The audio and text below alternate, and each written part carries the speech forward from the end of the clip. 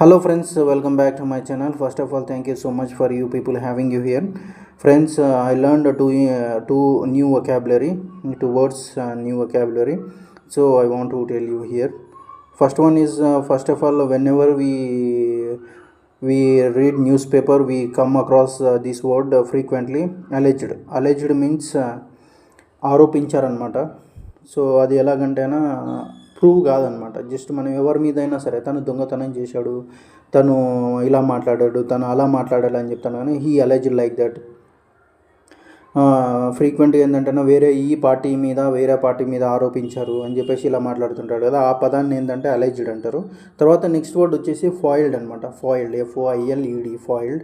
That is foiled అంటేనా meaning వచ్చేసి stopped అనమాట. Stopped. So something is stopping అస్.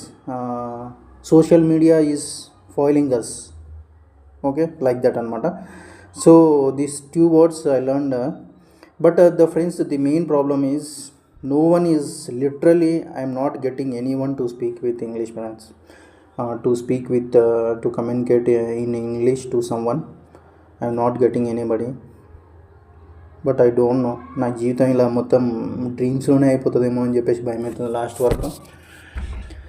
చిన్నప్పటి నుంచి ఉండే ఈ ప్యాషన్ ఇలాగే. So I'm trying to speak in English very, అంటే ఎలాగంటే I'm very hard core, but I don't know how to communicate, to whom I communicate. So some little bit I'm trying.